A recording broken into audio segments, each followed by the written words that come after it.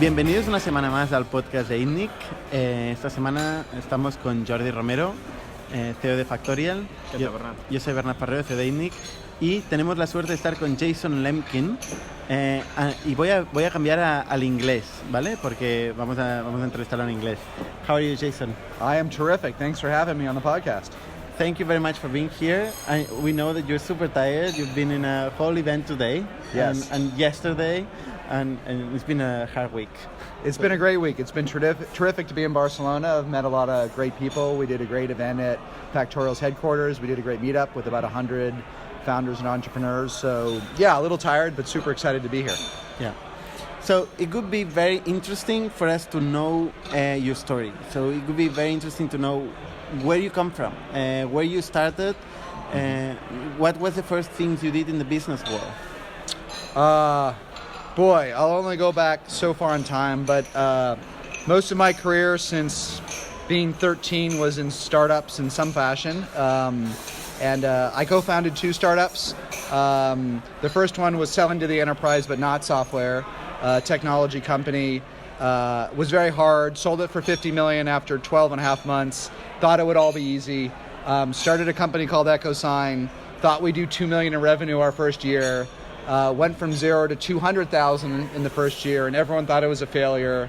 One co-founder quit, another co-founder fired the other co-founder. A lot of drama, but I learned about software as a service. I learned how to sell software. I learned how to build enterprise software. 5 years later, we had a 9-figure exit to Adobe, and I was briefly a senior vice president at Adobe in charge of all the web business services after selling EchoSign. And then I learned something very profound for software. I sold my second company right when we were doing $1 million a month or 12 million a year, $1 million a month, and I didn't know what would happen. And I learned that in recurring revenue businesses and software businesses, when you hit about 10 million a year or $1 million a month, if the customers are happy, you can't kill them. Like, they keep going. Even if you sell to a company that doesn't pay it any attention, as long as you nurture it, as long as you invest in it, if you have happy customers and high revenue retention, that compounds. And even being a very small part of Adobe today that's not core, that business is doing 140 million. So even with a little bit of neglect, from 12 million in 2011 to 140 million today, and we had a great run, and I was the largest shareholder. I can't complain financially. But I was sort of, in some ways, haunted by what if I hadn't sold? What I didn't know. I didn't know that 10 million with 120% revenue retention and 50 NPS was great. No one told me. I had no mentors. I had no advisors. I had no blog to read, no Quora answers.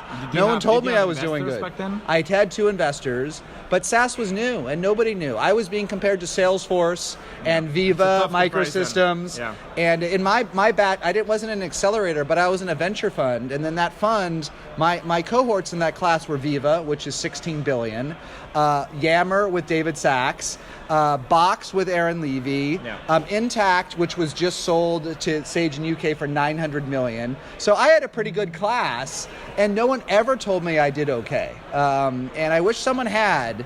So no one's fault, but a learning. So after recovering from selling, I decided, hey, I was the first one from that batch to sell their company, so I would share my mistakes. Like, I didn't have anything to hide. I didn't have to pretend I was doing better than I was. I didn't have to pretend I knew anything I didn't. And I just started sharing my mistakes through a blog and some answers on Quora, and I didn't know if anyone would read it. But I was kind of depressed after selling my company, so I went back to the same street our office was on in downtown Palo Alto, and I rented my own office across the street from my old office to feel comfy and warm from having sold, and I started writing this blog. And I was so tired I couldn't even take a meeting, like with any founders, but I wrote this blog, and the first piece I wrote was how everybody lies about their revenue and exaggerates. And I wrote it, and the first like I ever got on social media was from Aaron Levy, the CEO of Box. So I knew there was someone else like me. Someone else was interested in these weird topics, like how to hire a VP of sales, how to do customer success, how to build a sales comp plan. And I went on to write 3,000 pieces of content that are all about scaling revenue, and it was very novel at the time. And then two things happened. One, I wrote more, and we went from 5 readers to 3 million views a month, 100,000 on our podcast, 3 million on our media. And then I started investing accidentally. I didn't intend to, but I started investing in Euro to US companies. My first 3 investments as a VC were Pipedrive from Estonia to the US. The second one was Algolia, France to the US. And the third one was TalkDesk, Portugal to the US. Yeah. Jason, before we go to your investment time, so going back to the EchoSign. Yes, sir. If you could go back now, you would not sell the company? With where the cloud is in 2018? No. Everyone, I was just on a panel with a company called Smartsheet. Smartsheet IPO this year, 2.5 billion. I used to compete against them. We started at the same time. And he's like, of course, in 2011, you got a great deal. But now it's a $2.5 billion company.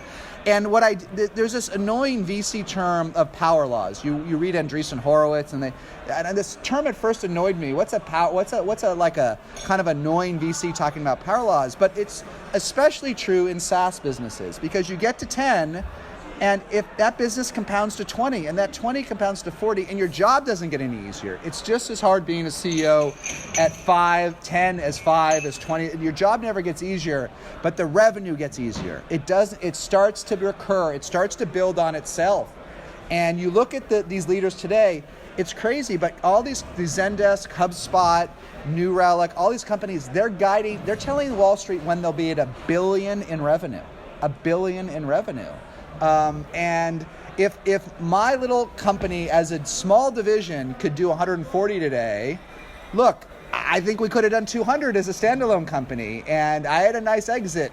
But I'll tell you, I'd rather be CEO of a $3 billion company today that IPO'd this year than, as much as I love SaaStr and writing content and doing events and investing, I'd rather be the CEO of a $3 billion company, especially with the team. I loved my team. And one of the special things in startup. How many people were the team at the exit? We only had 60. We were profitable. We were 12 million with 60 people, and we went profitable. Cash flow. We were certainly cash flow positive. I don't know if we were technically profitable. Why did you sell? There were a number of reasons, some which are specific to the market. But I guess the real most important reason, and it was my failing as a CEO, is the team got tired. So I didn't allow anyone to quit. I had a rule of no voluntary turnover. No one was allowed to leave. Many people almost left. I grabbed 2 engineers in the parking lot leaving, but no one quit. No, we had to let a few people go. You can't go. You just I need can't you. go. It's not okay. What do you need? A raise, a promotion? You want a vacation? Check. I mean, no one abused it, but I said, what mistake did I make? If I can fix it, I will fix it today. I want you. I love you. You're amazing. Like, it's just getting good. And nobody quit. Many almost quit, but nobody quit. Wow. I had to promote my best engineer to a director of engineering. I had to make a few other changes. It was easier on the revenue side than the engineers are even quirkier than salespeople. But I couldn't afford to lose anyone great. Like, the product was too complicated, too many workflows. And I just couldn't let anybody go. I just literally, even my CTO and my co-founder almost quit like 5 times, but I didn't allow him to go. I said, you're not. Okay. And eventually, even with my CTO after 5 years, he transitioned to an individual contributor. He didn't have any more reports, and he got to pick his projects. I didn't make him own anything anymore. I let him pick his passion projects. But then when I had a really hard problem, he had to solve it. I went and grabbed him, and I even gave him a desk in a loft. He didn't even have to interact with anybody if he didn't want it. With his dog, he had his dog, and work whatever. But he was worth 100 engineers, so I didn't let him go. And in fact, he's one of the top senior scientists at Adobe. So he's actually been working on this same product for 13 years. Wow! And they won't let him go. He's so valuable. He moved to Lake Tahoe in California. He doesn't even go to the office. But he's so valuable that they came to the same conclusion. But I wouldn't let anybody go. But the corollary was, and that's not the whole story, but the reality is I let people get tired. I recruited a great VP of sales, a great VP of product, a great VP of marketing, a great VP of customer success. I failed to recruit a great VP of engineering in time. And that burnt out my CTO and my engineering team. And I was at a phase transition where I had to probably level the team up. Like, I had great VPs, but they weren't all going to be the VPs to go from 12 to 50 million. They weren't right. And I didn't want to top people. And I'm a slow recruiter. And this is why I talk a lot about forcing yourself to spend 20% of your time recruiting, because I didn't. I spent 10% of my time recruiting. And so I balanced that with no attrition, because if nobody left, in theory, you could have less attrition. But what I needed to do was, what I learned is every team after 4 years gets tired. I've never found a team in SaaS that doesn't get, because it never gets easier. And so you get tired, and then people quit after 5 years, even the best people. And what you have to do as a founder, as a CEO, is you have to reboot your company every 5 years. And I've gone on to interview the best, the Jeff Lawsons from Twilios, the Lou Cernis from New Relic. And I asked them this question: how often, Peter Gassner from Veeva, they all reboot their company every 5 years. They reboot it. It doesn't mean the team turns over per se, but you throw everything, all your assumptions out. It's like a tour of duty. I mean, I wasn't in the military, but you have to sign up for a second tour of duty every 5 years to do it. How do you get people to do that? If I'd known, I wouldn't have sold. I'm still a student of all of this. You find new goals. You find new goals. First of all, the most important thing is to bring in the next level of management. You need a COO. You need people. Everybody today wants to hire a COO at $1 million or $500,000. No, you need it at 10 or 20. Okay. You need someone so that you can de-stress your job, that someone can do internal and external. So that's the one that we've all learned that I didn't know at the time we had to do. But with companies I've worked with, I've introduced them. I gave Talkdesk its COO, a bunch of other companies. So I should have done that, that's probably the main one, and I probably needed to find ways to push some of my team out of their comfort zone. If people can get too comfortable, we were profitable, we were doubling, but there were things we weren't doing. We didn't even have an outbound team. We had. I didn't know this was good. We did 10 million all inbound. We never did a single outbound call. We didn't have an SDR in our team. I should have pushed the team. My marketing team, we didn't do any corporate marketing, no brand marketing. We only did demand gen. We did nothing. We should have done more events. There's a million things I should have done. With the engineering team, I should have split the engineering team up into multiple teams. The best VP of engineering I knew, at 10 million, I offered him half my stock. I offered him $500,000 a year in cash and half my stock. And he didn't take it, and I tried 3 times. But I know him well, and actually I helped him get into the last Y Combinator class, and now he's CEO of his own company. And I got him his last job. But now when I look back on this with calm eyes, I should have asked him 4 times. And now I do know in my heart, that if I'd asked him 4 times with half my shares, you'd have not sold. I wouldn't have sold, because I would have solved my engineering problems, which were unsolvable. The team, I had great talent, but the organizational problems were too overwhelming. And I got tired, and I hired a bad VP of engineering, and the team revolted.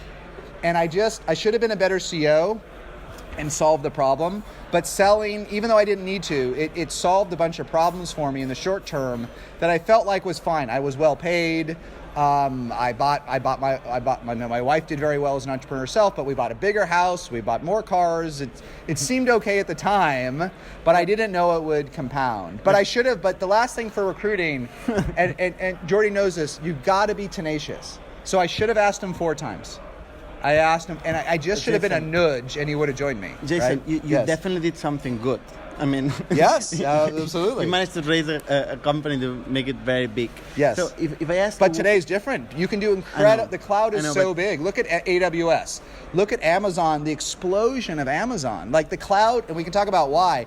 Just since 2015, the cloud has grown 5x. Like this is a generational thing that. If you haven't been around for a while, if you're listening to this, you don't even have experience. That's easy to say now, but it is easy to say now. But one question. Yes. If you have to talk about what did you do good, so yes. what were your keys for your business to grow from scratch to where you grow?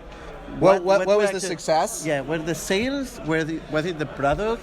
The most important lesson I think I talked about things I didn't do, like build the outbound team and do other things. But the most important thing I did do was triple down on what we were good at. So look, we didn't do outbound, but we built one of the best inbound teams in the industry. Our team has gone on to run sales at Zenefits, at Brex, at Showpad, at all these companies. They just spawned at many other leaders. Our sales team went on to run sales. Content. What's that? SEO, technical SEO content. Where did our leads SEM. come from? No, what did they do right? Sales? They closed. No, the inbound. The Inbound demand gen.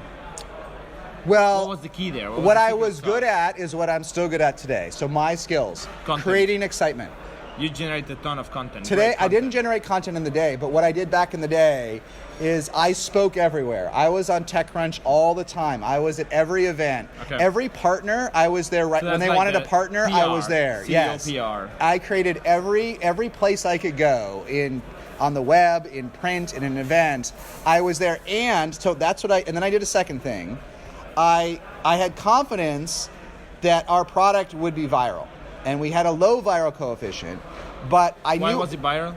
because I send a contract to you and you sign it, and eventually you would sign up for EchoSign or DocuSign because you'd never used the product before.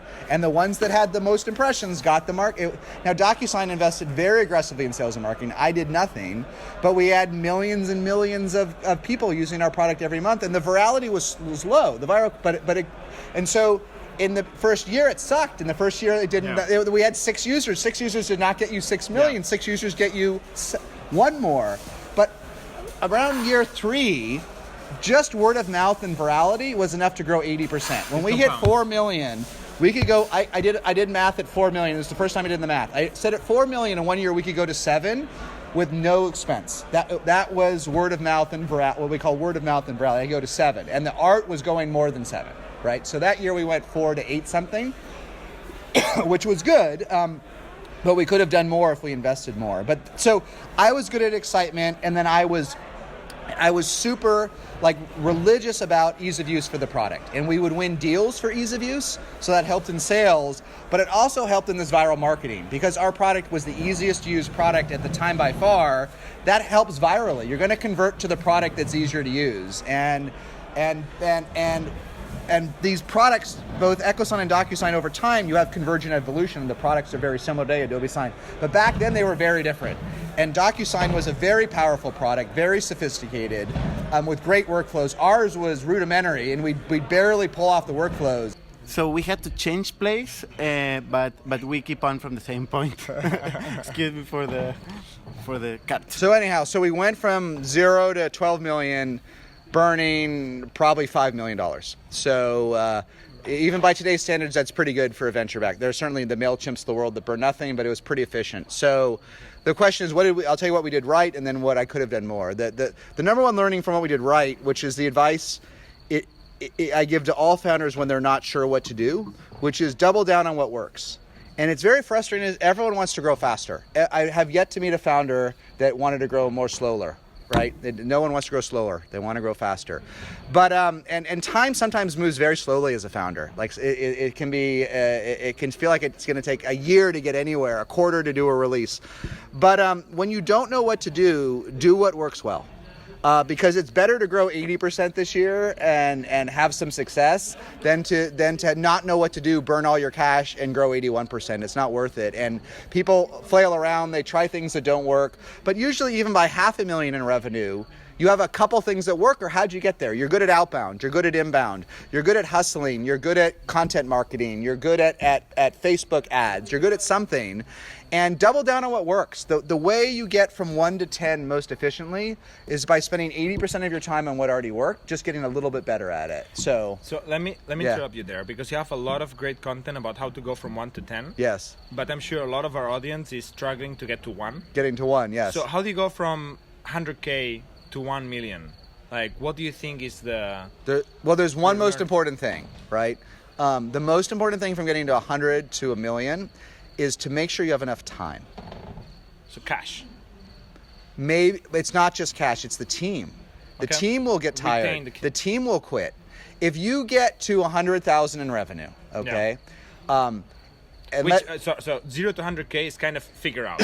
I don't know. No playbook Everyone, there's no playbook. Like founders do whatever you have to do. Hustle. It's all hustle. Okay, it's so all you go hustle. to 100, there's something potentially. Yes. You want to go to 1 million. Yes. And now 100, I don't know what exactly it costs in Barcelona, but I'll tell you, 100,000 a year is $8K a month. And Doesn't pay you much. That's not a lot of engineers in San Francisco. You could get 8 engineers in San Francisco. No, I mean, it's nothing, right? So in one way, it's miraculous. You have 100 customers, 50, so you have something amazing, but it's not enough, so it's very frustrating.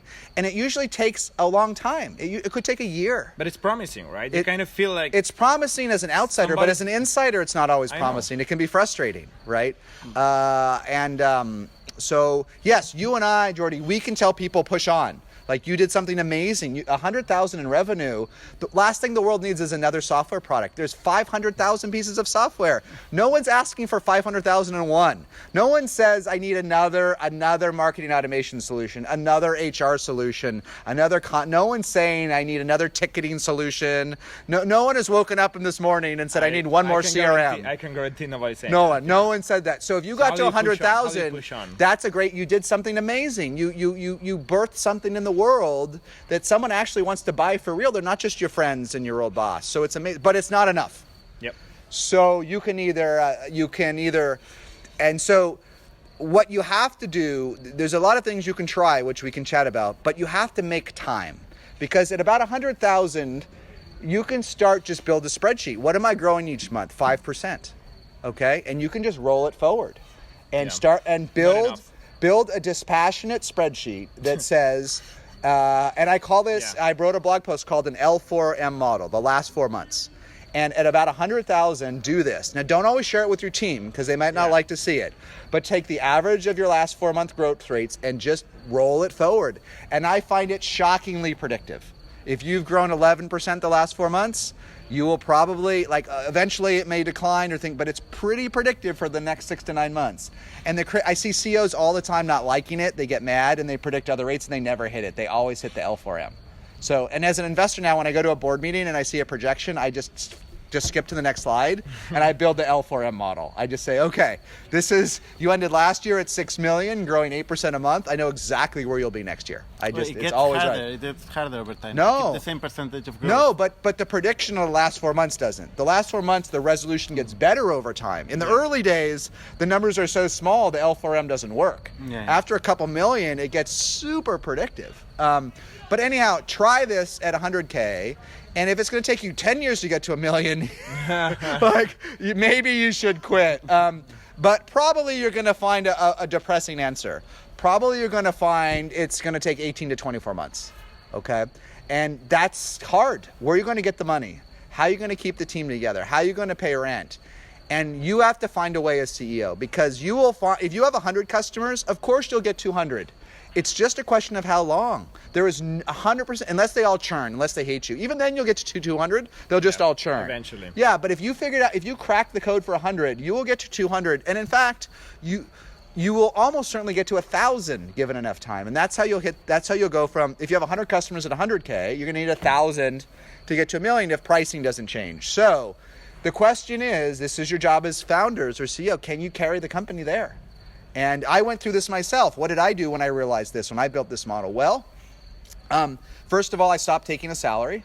Second of all, I put half the money I made in my first startup back into the company I made. And then I quietly cut some expenses that didn't touch anybody's salary and anybody knew. So that's what I did. Why not raising money? At that point, I couldn't raise money. I didn't have the growth anymore. I was between hot and hot. I went from hot to cold to hot. So I was super hot because I'd sold my first company for $50 million in 12 months. It wasn't $1 billion, but it was $50 million in 12 months. Yeah. So all those investors offered to fund me again.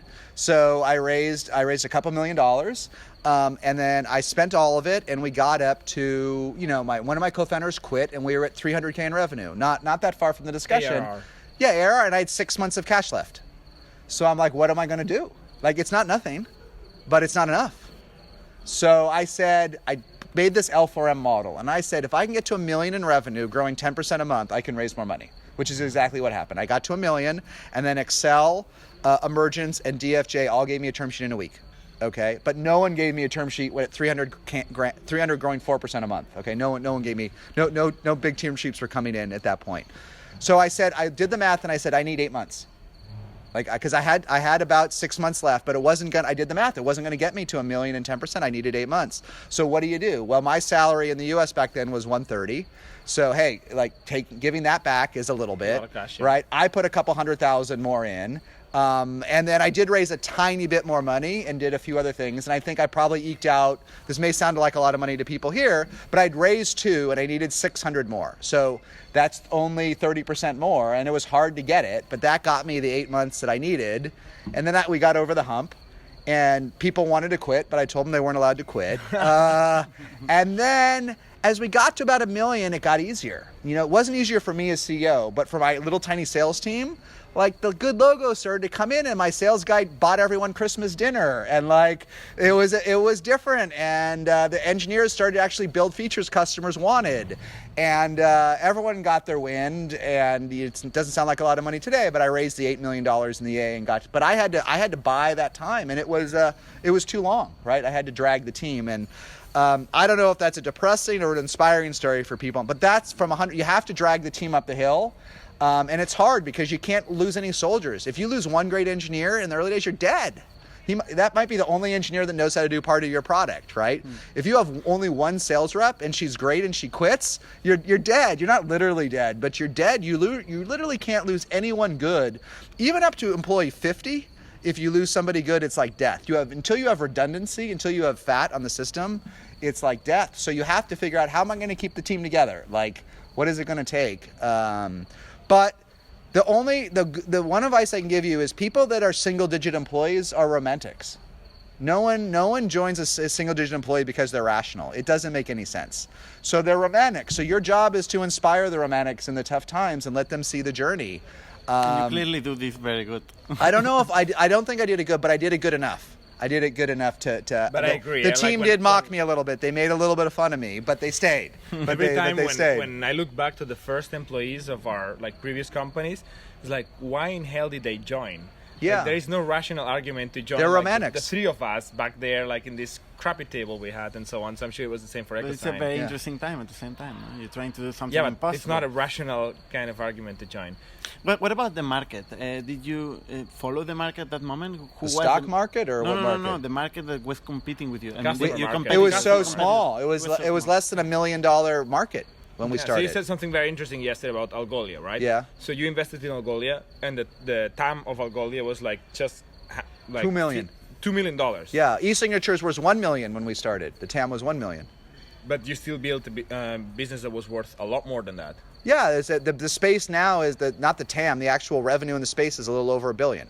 It was 1 million. The actual market was 1 million in 2006, and this is power laws and compounding. And not the TAM, the actual market. Today there is 1 billion of revenue in a space that, between us, DocuSign, a few other guys, all together we had 1 million in revenue in 2006. The entire industry had 1 million. So what was the TAM? I mean, the TAM might be high on a spreadsheet, but the actual market was $1 million. It was less than Algolia, right? It was tiny. What about DocuSign? But the theoretical market was large. What if every knowledge worker uses your product, right? What if every small business in Spain uses Factorial? The market's huge, and that's our founder's job, is to imagine those markets without being delusional, like being visionary, but not, because delusional. If you're too delusional, you'll drive the truck right into the wall, right? That's Airware misunderstanding drone software and burning through $200 million and going under, with an amazing CEO and investors, but a delusional view of where drone software would be, right? Just a recent example in business software. So you can't cross that line. But you have to see that a million can be a billion, and that's hard for 99% of the world to see. But your single-digit employees will do it. We had a meeting, and I remember with our initial engineering team, that first Christmas, it was tough. We were doing 100 and something in revenue. I got everybody presents, and my CTO was very skeptical we'd ever made it. But our top engineer at the time, he started a pool at this dinner the first year, and he's like, how many employees will we have in 2016, in 10 years? And he got out his phone, which this was pre-iPhone, so it was like some BlackBerry or Trio or something. And he looked up, Adobe had 8,000 employees, and so he said, we'll have 10,000. We will be bigger than Adobe. And that didn't exactly happen that way. There's some irony that we actually acquired. said Adobe. What's that? He said Adobe. No, we will be 10,000 at EchoSign. No, but he mentioned Adobe. Yeah, he said we're going to do better than them. Okay. So my point is, he was a romantic, but that was his thing. And did he think it was 100% chance? No, but that was his romantic side. So those are the people you want to keep together.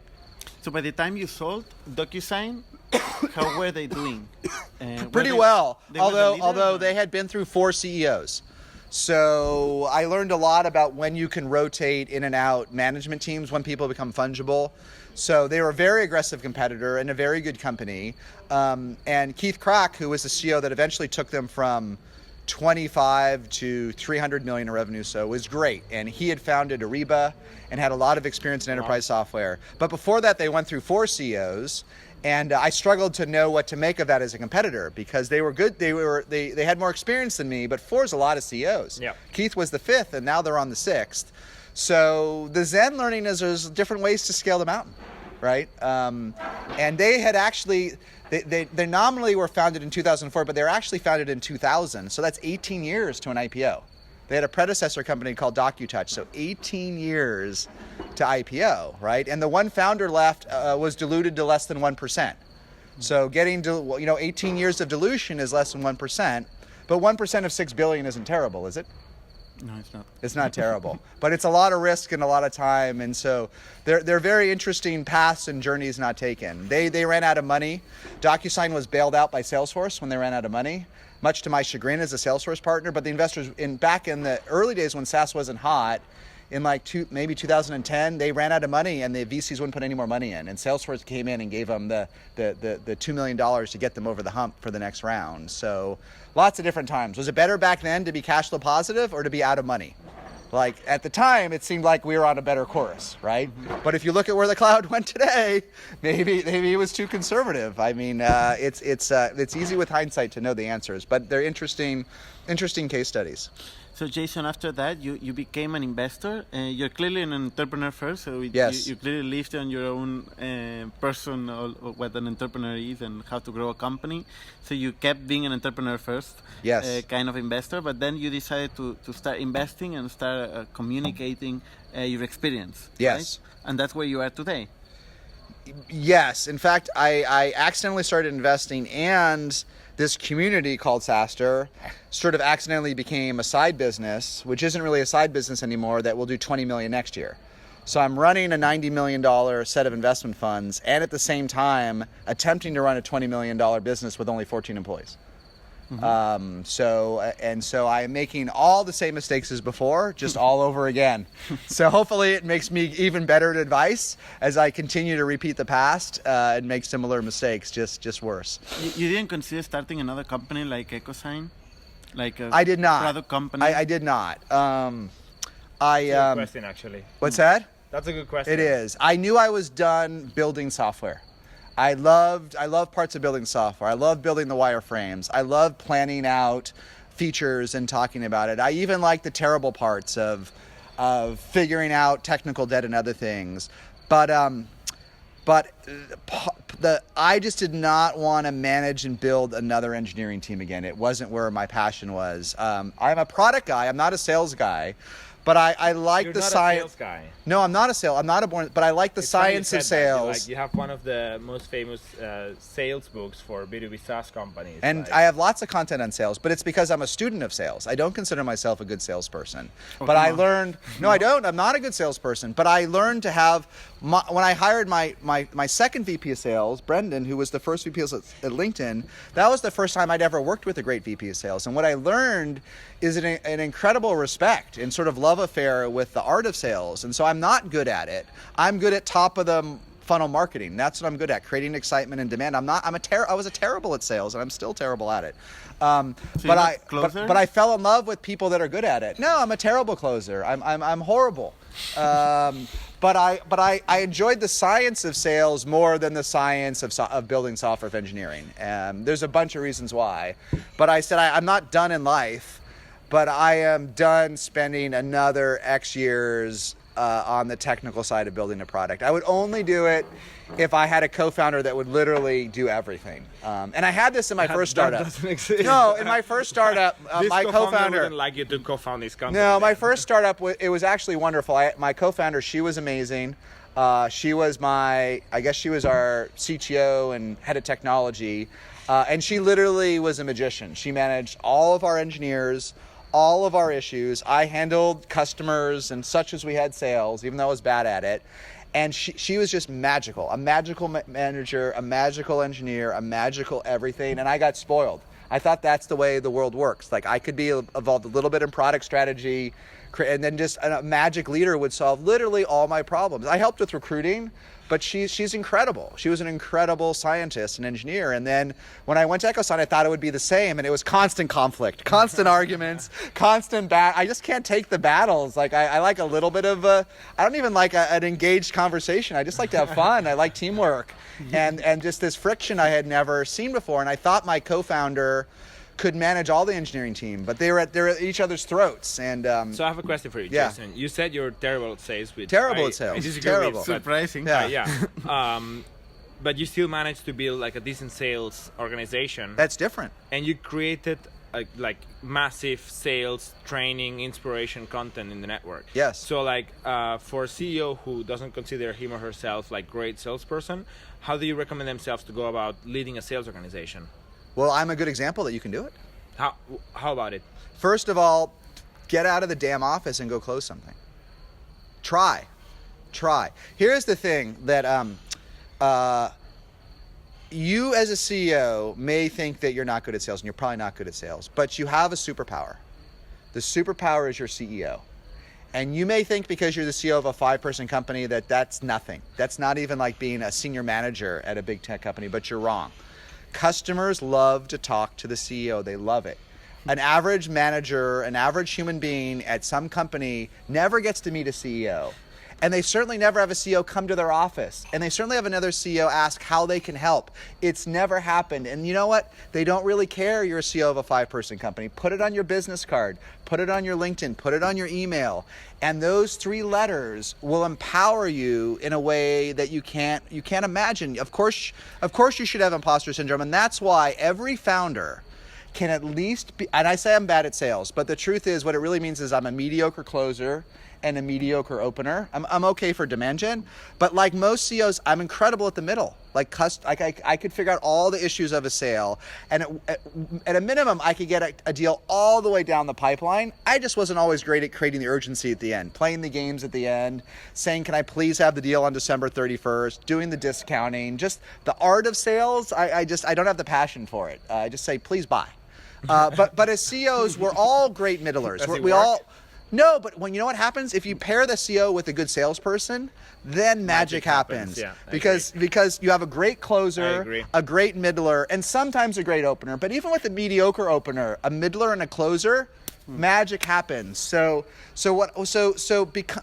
have confidence as a CEO. You'll at least be a good middler. The more customers you talk to, you will get, by 100 customers, even 10 customers, you'll get pretty good. And then find someone in sales that you love. Here's the hack and the trick to becoming a good sales leader. You don't have to become a great sales leader in the beginning. What you have to become is this middler, as this evangelist for your product, as the guru for your product. You have to find a sales rep that you just totally believe in. That you say of all, and you've never even done sales before, but try to meet 20 sales reps out there, wherever they come from, and don't hire the one that had the great experience. Don't hire the one from the great company. Hire the one that you would buy from, literally that you would buy from. Mm-hmm. Not that you think a customer that you would buy from, because then your superpower as a middler will transfer right over them. And my magician that I hired, this one, he actually lived in his brother's garage. He didn't even have his own house at the time. He was crazy, but he was a thespian. He was a theater major. Both his parents were doctors. He was super smart, and he loved our product. He loved our product, and I believed in him, and I knew I could give him a lead, and he could close it better than I could. Did he have a traditional? He had a SaaS background, but it was a very non-traditional. He was not President Circle. He was mid-pack at best, and he was probably too smart to be sales rep number 50. He would overanalyze everything. You want to understand the customer's problems? He would spend 10 hours understanding their problems. It was too many. The customers loved him, but maybe 40 minutes was enough for their problems. And 10 hours was, but it was a perfect match in the early days, and he was the wingman. So I guarantee you as a CEO, you can find that person. You can find a salesperson that you would buy from, and don't not hire that person. And then when you have 2, then you're ready for a head of sales and you're ready to learn the science. So break these things up into steps. Don't get overwhelmed, and hire 2 salespeople you'd buy from, and you will become an expert too. You'll become just as knowledgeable as me by 10 million in revenue. Jason, one last question. If you compare your life as an entrepreneur and your life as an investor, yes, what do you enjoy more, and what does it work more financially? Wow, there's a lot of loaded questions in that. That's that kind of question. There is in investing, there is a lot of latent stress. There's a latent stress to find another good deal. There's never enough good startups. There are never enough good companies to invest in. There are plenty of almost good enough companies. There are 200 companies I could invest in every year that are pretty good, but will never be a unicorn. So it is very stressful of all the companies I've had that wanted me to invest where the timing was right, that I knew was great, I offered to invest in 100%. I didn't turn away any amazing ones. I never said to an amazing startup, you're amazing, but no thanks. Like valuation's too high or terms are not right. Just the wrong time, more just a timing mismatch. I've never met an Algolia, a TalkDesk, a Pipedrive, or whatever at the right moment in time where I just said, nah, like there's a better one. Like forget it, I'm gonna do Intercom. Intercom's better than Talk. I never had that. I guess the Sequoia and Excel have that, but I've done pretty good. I'm at 15x, which is hard to do, and I still never had my point is, even at 15x, I never had a surplus of good investment candidates, right? Just like you're never gonna have a surplus of amazing VPs. You'll have an infinite number of pretty good VPs, but when you meet that amazing VP, it doesn't happen every week, and you should hire her instantly, even if you're not ready. Hire her tomorrow when you meet the magical VP of marketing. It's the same with an investment. So, more than you asked for. There is this latent stress, but it is nothing like being a CEO. That stress of how the hell am I going to go from 100K to $1 million we talked about earlier with not enough cash, the stress there is so high. It is so high. The stress of working so hard to have great customers and your website going down for an hour, that stress, I'm still not over it. I'm still not over these stresses. They haunt me to this day. And so anyone that thinks that investing is as hard as being a CEO is insane. And anyone that thinks it's as rewarding has never been a CEO. There's never been, the highest high I've had investing has not even been close to my 100th high as a CEO. And I've only been investing for 5 years. What's my biggest high? I don't know. Like, I haven't, and we can talk about economics, but the first unicorn I did was TalkDesk. I was the first seed investor in 2014. And to $1 billion a month ago. So that's 40x in 4 years, and that's pretty good. Like, and that's a fun ride, and that's as good as it gets as an investor, other than like being paid a lot of money. But it's nothing even compared to some just team celebrations we had at EchoSign. Just some of the great wins are our first $1 million bookings month, the 100K, closing Facebook and Google, these iconic brands, the celebrations we had, our first retreat, our first team retreat that people still talk about 8 years later. All of those memories are better than any memory I will ever have with investing. What you do get from investing is relationships. The CEOs I love, the CEOs of the Algolias, of the TalkDesks, of the Rainforest QAs, of the AutoMiles, the Mixmaxes, some of these you've heard of, some of you haven't.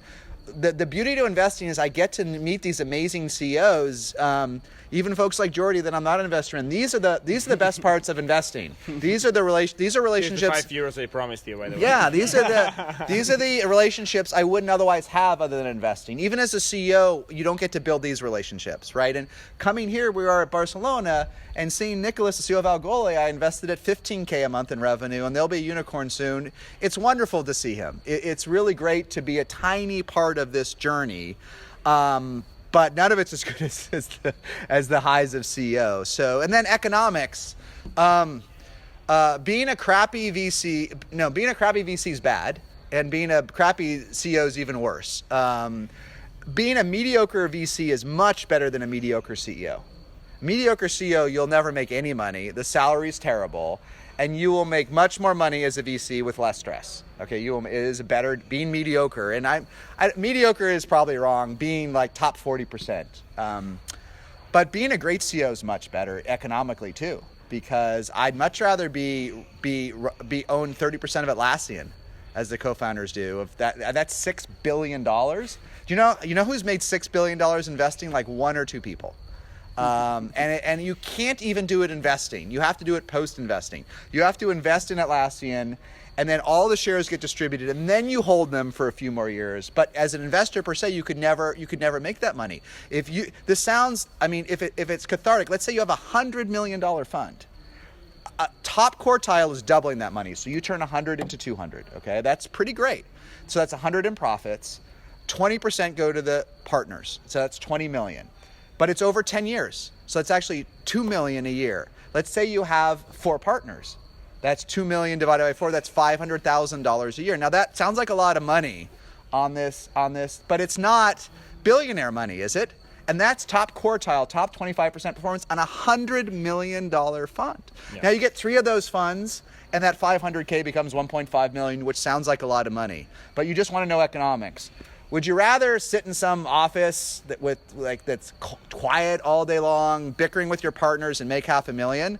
Maybe. Or would you rather have a chance to make tons more and run your own company? Which path do you want to go on? And not everyone can choose. We already made right? our choice. We've made the choice. Yeah, well, but most founders don't get to be VCs. Most founders don't get to be past. VCs, and most VCs can't be founders. They fail. They fail as founders. So it's a fake choice. But if it's cathartic for you, not only is the highs are higher and the lows are lower as a CEO, and the economics are the same. The economics are much better as a CEO, a founder, if you crush it. But they're worse if you fail. You fail as a CEO, you make, I don't know what you make in Spain, but even what's that? Probably negative. Negative. Maybe you make 40,000 euros on average a year, and then you're out of a job. You put some of your money in the and company, then you're an unemployed, failed CEO. Who wants to hire that person? You know what? It's hard to get a job as a failed CEO. If you fail in a year, I'll tell you in all seriousness, if you fail in a year, people will hire you. They'll hire you as a VP. It's great. Actually, failed CEO in 1 year, even a year and a half, you can actually get a good job all the time. And in fact, a lot of the tech companies in the US love to hire these people. The Ubers, the Airbnbs, they actually specifically look for folks that got somewhere but didn't go far enough, and they make them divisional general managers because it's a great training ground to be a GM. But let's say you're a CEO for 4 years and failed. Everyone I've met, they're too burnt out. There's too much scar tissue. I meet them, they want to do sales with me. They want to do this, but they can't. It's warped your brain, right? So the lows are lower and the highs are higher. And so you're crazy to be a founder. You're just crazy to do it. So only do it if you truly want to do it. Don't do it for the glory. Don't do it because it sounds cool. It's just too hard. Don't be a wantrepreneur. But if you do it, it's better than anything else in technology. We definitely know what you're talking about. Do you? Yeah, it feels similar? Yeah, you had some of it? Yeah. And Jason, thank you very much for your experience. Yeah, thanks for all the time. Thanks for having me. Very interesting. Thanks, Pau, for being a hero cameraman in the cold, in the very middle good. of the night. I like the dark. It gets rid of the wrinkles, adds to the hair. So it's a good look. All our listeners, excuse the background noise. We're in Sitges at the Point 9 Capital Founders Meetup. So yes, with the best of the best. Yeah, the best of the best cool, here. Quite cool. Yeah, very good. All right. So, Muchas gracias. Hasta luego.